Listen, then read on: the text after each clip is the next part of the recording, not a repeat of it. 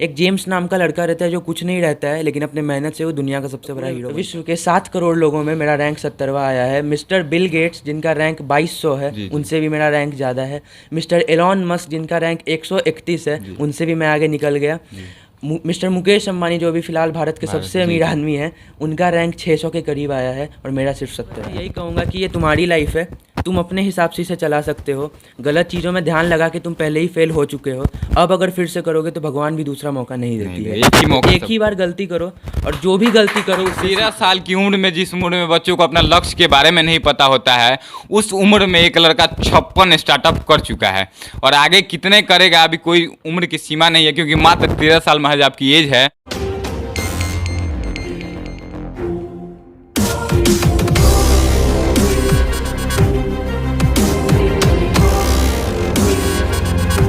नमस्ते, प्रणाम। मेरा नाम अभय कुमार है और आप अब जनता बोलेगी न्यूज़ देख रहे हैं। अभी हम बिहार के मुजफ्फरपुर ज़िले में है और हमारे साथ जो लड़का है वह मात्र 13 साल का है। और शायद मुझे लगता है कि इतना ज़्यादा अनुभव है 13 साल की उम्र में कि शायद आप विश्वास नहीं कर पाएंगे। यह 13 साल की उम्र में सबसे कम उम्र के सीईओ बने हैं, जो कि शायद एक बिहार और भारत के लिए बहुत गौरव की बात है और एक रिकॉर्ड भी है। इनसे हम जानेंगे कि इनसे पहले आखिर कौन थे सबसे कम उम्र के सीईओ, और कुछ बातें हैं जो जानेंगे। सबसे पहले तो आपका बहुत बहुत स्वागत है हमारे चैनल सूर्यांश। सभी को, मेरा नाम सूर्यांश है, मैं 13 साल का हूं और मैं दुनिया का सबसे छोटा सीईओ हूं। अच्छा, सबसे पहले आपसे यही जानूंगा कि आपसे पहले आप सबसे कम उम्र के सीईओ हैं अभी फिलहाल में, आपसे पहले सबसे कम उम्र के सीईओ कौन थे? जी, तो हांगकांग की हिलैरी यिप हैं, जो कि 15 साल की उम्र में सीईओ बनी थी 2015 में। 2015। लेकिन अभी ये रिकॉर्ड मेरे पास है कि 13 साल की उम्र में मैं सीईओ बना। अच्छा, कैसे आपको मतलब मन में आया कि इतना कम उम्र में, आपके पास कहाँ से इतना नॉलेज आया कि आप इतना कम उम्र में आ गए और सीईओ? बचपन से एक बहुत अच्छा बैकग्राउंड मिला मुझे। मेरे पापा फाइनेंस में बहुत ज़्यादा एक्टिवली काम करते थे। मेरे सबसे बड़े वाले चाचा चार्टर्ड अकाउंटेंट है। तो बचपन से एक माहौल मिला और फाइनेंस में खुद बहुत ज़्यादा इंटरेस्ट जगा। पिछले साल 2021 के जून के समय के बाद बहुत ज़्यादा इंटरेस्ट जगा। मैंने उसके बारे में जाना, फाइनेंस के बारे में, और तब लगा कि अब मेरे अंदर वो उतनी ज़्यादा नॉलेज आ गई है कि मैं एक कंपनी चला सकूं सीईओ के रूप में। तब मैंने सूर्यांश कॉन्टेक्ट प्राइवेट लिमिटेड, जो कि मेरी ही कंपनी है, उसमें सीईओ के रूप में ज्वाइन किया। अच्छा, आप कब से सीईओ के पद पे हैं अभी? 16 सितंबर 2021 से मैं सीईओ बना हूँ सूर्यांश कॉन्टेक्ट प्राइवेट लिमिटेड का। अच्छा, अपने बिजनेस को बढ़ाने के लिए, जैसे सीईओ हैं इतने दिनों से, और अब आगे क्या आपका प्लान है कि बिजनेस को बढ़ाने के लिए क्या सोच रहे हैं आगे? आगे बहुत सारे इनोवेटिव आइडियाज़ हैं मेरे पास, जिस पे मैं आगे काम करूँगा। अभी 56 से ज़्यादा स्टार्टअप्स मैंने ऑलरेडी खोल लिए हैं, जो अलग अलग फील्ड्स में हैं। डिजिटल मार्केटिंग, न्यूज़, ये सारे आपके भी फील्ड में। एक मेरी कंपनी है Jais express. Crypto currency, stock market, इन सब में मेरे कंपनी बहुत तेज़ी से ग्रो हो रहे हैं। मैंने लॉन्च किया है, बहुतों की नींव रखी है, बहुतों पे काम कर रहा हूँ। और आगे बस यही गोल रहेगा कंपनी को बड़ा करने का, कि मैन पावर, फंडिंग, नॉलेज और ज़्यादा लेनी है, और ज़्यादा कंपनीज़ खोलनी है जो अलग अलग फील्ड्स में अपने आप काम करेंगी, और इसी तरीके से मेरी कंपनी ग्रो होगी। देखिए, जिस उम्र में शायद बच्चों को समझ भी नहीं आ पाता है कि हमें करना क्या है, अगर पूछिएगा जा कर के आप 13 साल के बच्चे से बिहार में या कहीं ना कहीं भारत में भी जा कर के पूछिएगा, तो मुझे नहीं लगता है कि उसमें से 1% बच्चा आपको शायद मिलेगा जो कि बताएगा कि उसे करना क्या है आगे। लेकिन 13 साल की उम्र में, जिस उम्र में बच्चों को अपना लक्ष्य के बारे में नहीं पता होता है, उस उम्र में एक लड़का 56 स्टार्टअप कर चुका है। और आगे कितने करेगा अभी कोई उम्र की सीमा नहीं है, क्योंकि मात्र 13 साल महज आपकी एज है। और आने वाले सालों में मुझे लगता है कि यह बिहार के ही नहीं, पूरे भारत के सबसे ज़्यादा होनहार बच्चों में इनका नाम आएगा। और आज भी हैं, लेकिन आने वाले दिनों में बिहार के लिए और भारत के लिए सबसे गौरव है। अच्छा, आप बताइए, इससे पहले आप जब आपके पास कोई नेता या मंत्री का कोई सपोर्ट मिल रहा है कि नहीं इससे आगे बढ़ने के लिए? गवर्नमेंट से ज़्यादा कुछ सपोर्ट अभी मिला नहीं है, और अभी मैं सपोर्ट के लिए जा भी नहीं रहा हूँ। फेलोशिप्स होती हैं, फंडिंग, ये सब की भी बहुत सारे स्टार्टअप इंडिया जैसे कि एक स्कीम चली थी, वो सब है, लेकिन अभी उसमें अप्लाई नहीं किया है, तो मदद अभी तक कुछ नहीं मिली है गवर्नमेंट से। अच्छा, क्रिप्टो करेंसी जो है उसके बारे में थोड़ा सा डिटेल्स में बताइए, क्योंकि बहुत सारे लोग इसमें पैसा इन्वेस्ट कर रहे हैं क्रिप्टो करेंसी में आज के समय में, लेकिन कहीं ना कहीं बहुत सारे लोग ऐसे भी हैं जिनको क्रिप्टो करेंसी के बारे में नॉलेज नहीं है। तो उन लोगों के लिए आप बताइए क्रिप्टो करेंसी होता क्या है और कैसे इसमें पैसा इन्वेस्ट होता है? एक शब्द होता है ब्लॉकचेन टेक्नोलॉजी में। ब्लॉकचेन एक शब्द है जिसमें ट्रांजैक्शंस हैश के रूप में सिक्योर होते हैं। तो वो एक इतना सिक्योर प्लेटफॉर्म है, इतना सिक्योर नेटवर्क है, कि उसका एक टर्म अलग से बना दिया गया है डिक्शनरी में, जिसका नाम डिसेंट्रलाइज्ड है। डिसेंट्रलाइज्ड का मतलब ये किसी भी संगठन द्वारा निर्धारित नहीं किया जाता है कि वो उस टेक्नोलॉजी पे काम कैसे होगी और ट्रांजैक्शन उस पर कैसे स्टोर होंगे। ये इतना ज़्यादा सिक्योर है कि आप अगर अभी ट्रांजैक्शन कर रहे हैं और 10 सेकंड बाद आप खुद का ट्रांजैक्शन खोजने का प्रयास करेंगे, आपको नहीं मिल पाएगा, क्योंकि इसमें हर सेकंड 25 लाख से भी ज़्यादा ट्रांजैक्शंस अभी फ़िलहाल हो रहे हैं। हर सेकंड 25 लाख से ज़्यादा ट्रांजैक्शंस। क्रिप्टो करेंसी एक ग्रोइंग फ्यूचर है, पूरा भविष्य आगे क्रिप्टो करेंसी का यूज़ करने वाला है। अभी ये ज़माना चल रहा है वेब 2.0 का, जहाँ हम लोग फेसबुक, इंस्टाग्राम, यूट्यूब चला रहे हैं। आगे जाके इसकी जगह क्रिप्टो करेंसी वाली कंपनियाँ, जो ब्लॉकचेन की कंपनियाँ होंगी, वो ले लेंगी। इसलिए भविष्य है, और इसी के ऊपर काम करने के लिए मैंने खुद का एक स्टार्टअप लॉन्च किया है क्रिप्टो करेंसी में, मंत्राफाई। मंत्राफाई एक ऐसा प्लेटफॉर्म होगा जहाँ कोई भी आदमी क्रिप्टो करेंसी में इन्वेस्ट कर पाएगा बिना किसी फाइनेंशियल नॉलेज के। तो ये एक बहुत बड़ा प्रॉब्लम है, और इसे सॉल्व करने के लिए मंत्राफाई बहुत आगे से बढ़ रहा है। अपना प्लेटफॉर्म मैं कुछ महीनों में लॉन्च करने वाला हूँ, जो कि लोगों का जीवन आसान कर देगी क्रिप्टो करेंसी में इन्वेस्ट करना। कहीं ना कहीं आपके माध्यम से आने वाले सालों में हो सकता है कि आपके माध्यम से, मुझे लगता है कि बहुत सारे लोगों को बिहार और भारत में रोजगार देंगे आप। जी, तो मेरा बस यही गोल है कि एक तो कंपनी ग्रो करनी है जिससे मैं ज़्यादा लोगों को हायर कर पाऊँ, क्योंकि आज भी देश के 85% इंजीनियर बेरोजगार हैं। जिनको रोज़गार देने के लिए मैं अपना ये स्टार्टअप का एक वेव चालू कर रहा है, एक रेवोल्यूशन चालू कर रहा हूँ, जिसमें बहुत सारे लोग मुझसे जुड़ेंगे, और बहुत ज़्यादा खुशी मिलेगी जब बहुत सारे घर मेरी कंपनी से चलेगी। जो काम बड़े बड़े लोग नहीं कर पाए, जो काम बड़े बड़े नेताओं और मंत्रियों को करना चाहिए था, मुख्यमंत्री जी को करना चाहिए था, वह काम एक बिहार का लड़का कर दिया, मात्र 13 साल का उम्र। सुनने में मिला है कि आप लेखक भी हैं, और तो आप बताइए, लेखक हैं तो क्या बुक्स भी लिख चुके हैं या फिर क्या क्या लिखते हैं? जी, 2021 में मैंने अपनी पहली पुस्तक लिखी थी और छपवाई भी थी, जिसका नाम द स्मैश गाई था। द स्मैश गाई एक फिक्शनल स्टोरी है, जिसमें किस टाइप की इसमें स्टोरी लिखी है? जिसमें एक लड़का, जेम्स नाम का लड़का रहता है, जो कि लाइफ में कुछ नहीं कर पाता है। एक फिक्शनल स्टोरी है, सुपर हीरो, जिससे बच्चे मोटिवेट हो सके कुछ करने के लिए। मेरा बस यही गोल था कि इसमें एक इस टाइप की स्टोरी लिखूं जिससे बच्चे मोटिवेट भी हो जाए, उनका फन भी हो जाए अच्छी तरीके से। एक जेम्स नाम का लड़का रहता है जो कुछ नहीं रहता है, लेकिन अपने मेहनत से वो दुनिया का सबसे बड़ा हीरो बन पाता है।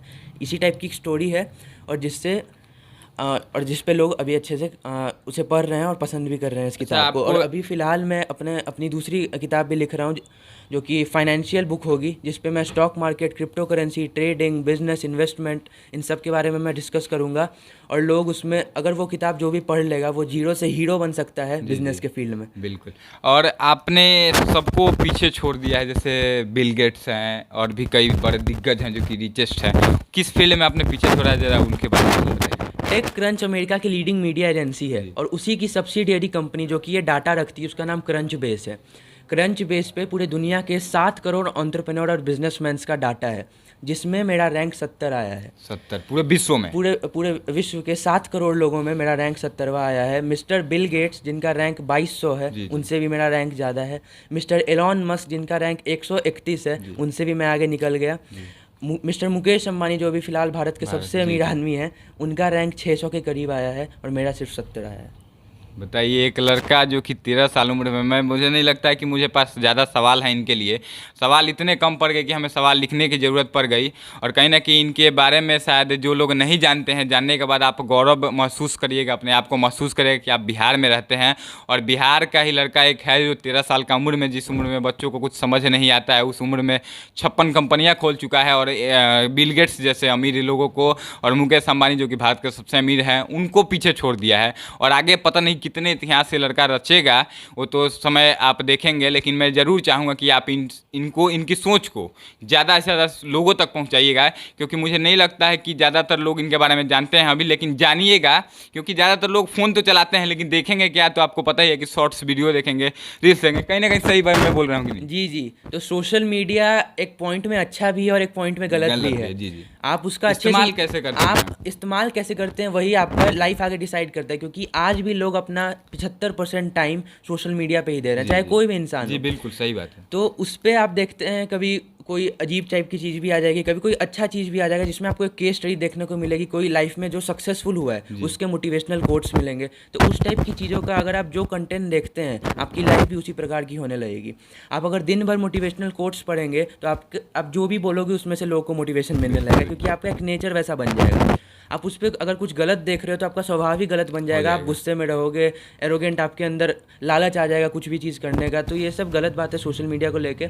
और अगर आप उसका अच्छे से यूटिलाइज़ करोगे, तो आप लाइफ में बहुत ज़्यादा आगे बढ़ सकते हो, क्योंकि आज पूरी दुनिया सोशल मीडिया पे ही निर्धारित है। आपके जीवन में मोबाइल का कैसा योगदान रहा है? क्योंकि मोबाइल के बिना मुझे लगता है कि आज के समय में रहना शायद एक इंसान भी नहीं मिलेगा जो बिना फ़ोन के रह सकता। आपके जीवन में मोबाइल का किस तरह से योगदान रहा है? ये तो मोबाइल में पहले 5th-6th क्लास तक तो मैं बस गेम्स खेलता था, क्योंकि उस समय तो सारे हाँ। बच्चे खेलते हैं। उसके बाद अचानक से जब फाइनेंस के फील्ड में इंटरेस्ट जगा, तो एक दिन बताता हूँ कि 16 जून का वो समय था, जिसके बाद अचानक से मेरे अंदर चेंज आया फाइनेंस में। आप एक ऑरा कह सकते हैं, एक मैजिकल कुछ कह सकते हैं पावर, जो मैं बता नहीं सकता।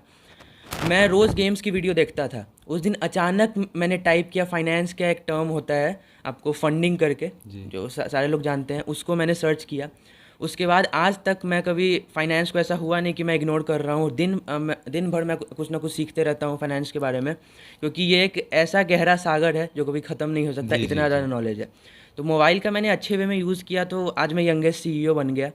अब सारे लोग मोबाइल का अच्छा यूज़ करके यंगेस्ट CEO तो बन नहीं सकते, लेकिन अपने फील्ड में कुछ वो अच्छा कर सकते हैं। जरूर कर सकते हैं अच्छे से अगर आप यूटिलाइज़ करें, क्योंकि इस पे बहुत सारी गलत चीज़ें भी हैं, बहुत ज़्यादा अच्छी चीज़ें भी हैं, कुछ ज़्यादा अच्छी चीज़ें भी हैं जो आपको एकदम सुपीरियर बना देंगी, आगे बढ़ा देंगे लाइफ में। अच्छे से यूटिलाइज जैसे आपने उस दिन को बताया कि कौन 16 जून का दिन बताया आपने, वैसे ही हर किसी के जीवन में एक समय आएगा जहाँ से आप चेंज ला सकते हैं, लेकिन चाहेंगे तब एक ना एक पल भगवान आपको मौका ज़रूर देता है लाइफ में आगे बढ़ने का। आपको बस उसे खोजना है, अपने अंदर की ताकत को पहचानना है। अगर आप स्पोर्ट्स में अच्छा कर रहे हो तो उसमें आगे बढ़ जाओ, सारे कामें छोड़ के ज़्यादा टाइम उस पर दो।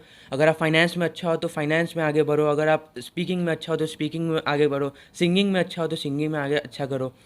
बस आपको अपनी अंदर की पावर को पहचानना होगा, इसलिए आप आगे बढ़ पाओ। देखिए, एक ऐसा लड़का है जो कि जो बोलेगा शायद आपको मानना पड़ेगा, क्योंकि इस लड़के ने वह साबित कर दिया है जो शायद बड़े बड़े लोग नहीं कर पाए हैं। अब आखिर में आपसे मैं जानना चाहूँगा, उन बच्चों को क्या संदेश देना चाहिए अपने स्तर से, जो कि कहीं ना कहीं भटक रहे हैं, रास्ते खोज रहे हैं कि मैं क्या करूँ, और कन्फ्यूज हैं कि मुझे ये करना चाहिए और वह करने जाते हैं, फिर उसमें थोड़ा सा समय देते हैं और सफल नहीं होते हैं, फिर छोड़कर दूसरा कुछ करेंगे, उसमें नहीं होंगे तो तीसरा खोजेंगे। उन बच्चों को क्या कहे, कैसे एक जगह पर स्थिर रह के किया जा सकता है? एक शब्द होता है परसिवियरेंस, जिसको हिंदी में दृढ़ता कहा जाता है।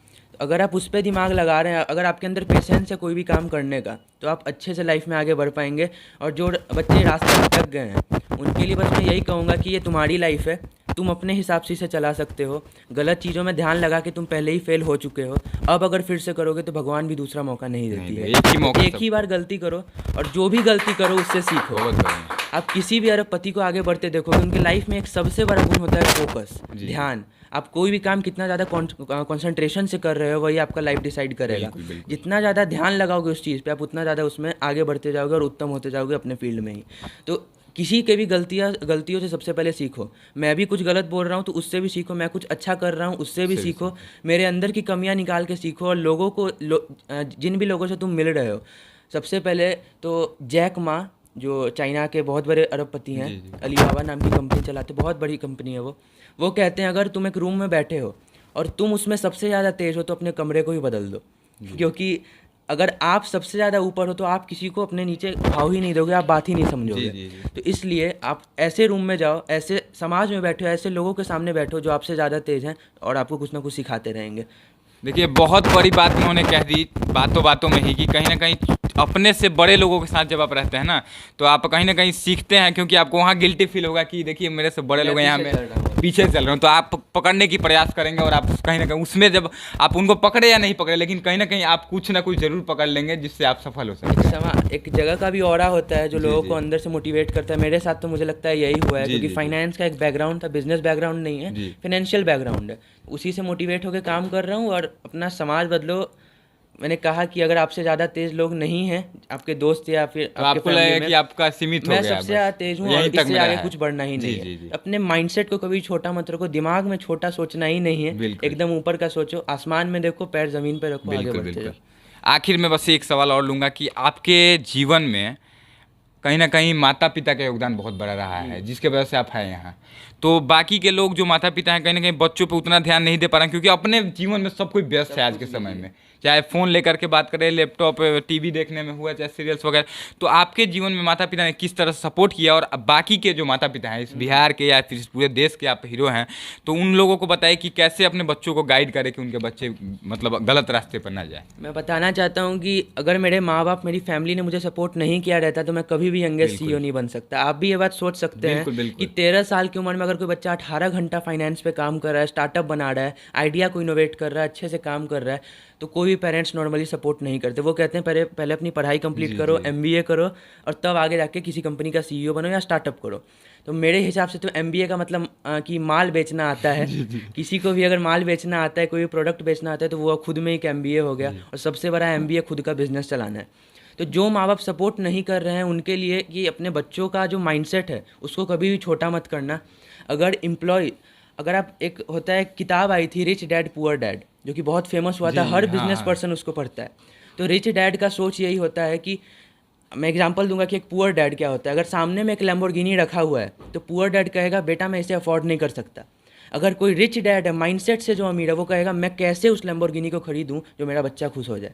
इसी टाइप का माइंडसेट आपको बनाना है। एम्प्लॉय माइंडसेट अगर आप रखोगे तो आप बस गधों की तरह लाइफ में काम करते जाओगे, कुछ आपका विजन नहीं रहेगा। स्मार्ट वर्क करना पड़ेगा, क्योंकि मजदूर भी सबसे ज़्यादा हार्ड वर्क मजदूर इस हिसाब से तो दुनिया के सबसे अमीर आदमी और सबसे ज़्यादा फेम वाले आदमी तो वही होने चाहिए ना। लेकिन वो गलत डायरेक्शन में हार्ड वर्क करते हैं। माइंडसेट होता है सबका। और ये जो गेम होता है ना पूरे लाइफ का, अगर आपको सक्सेसफुल बनना है तो आपकी जो सोच है वही आपको सक्सेसफुल बनाएगी। मैं सोचूंगा मुझे यहाँ से बस वहाँ जाना है तो मैं यहीं रुक जाऊँगा। अगर मैं सोचूंगा मुझे यहाँ से अमेरिका जाना है तो मैं लंदन तक तो पहुँच ही जाऊँगा। बिल्कुल यही बात। लंबा सोचो, पूरा मेहनत करो, फोकस करो और आगे बढ़ते जाओ। देखिए, इनसे बात करके मैं भी अपने आप को गौरवान्वित महसूस कर रहा हूँ आज। और कहीं ना कहीं ऐसे बच्चे अगर देश में हमारे हो जाते हैं तो कहीं ना कहीं ये जो भारत देश है शायद मुझे लगता है कि विश्व का जरूर बनेगा। और मैं चाहूँगा कि इनकी सोच जो है, इनकी सोच को हर एक माता पिता को गौर से सुनने और समझने की ज़रूरत है। आप अगर सुनते और समझते हैं तो मुझे लगता है कि आपके भी बच्चे CEO तो नहीं बन सकते हैं, क्योंकि ये कहीं ना कहीं एक देश के लिए एक अलग लेवल चाहिए उसके लिए, जो कि करोड़ों में शायद एक लोग बन पाएंगे। लेकिन आपके बच्चे ज़रूर उस लायक ज़रूर हो जाएंगे कि आपका नाम ऊंचा कर सके। आखिर में आपसे बात करके मुझे बहुत अच्छा लगा और आपका कीमती समय देने के लिए धन्यवाद। आपको एक बार मेरी तरफ से खड़े होकर सलाम करता हूँ।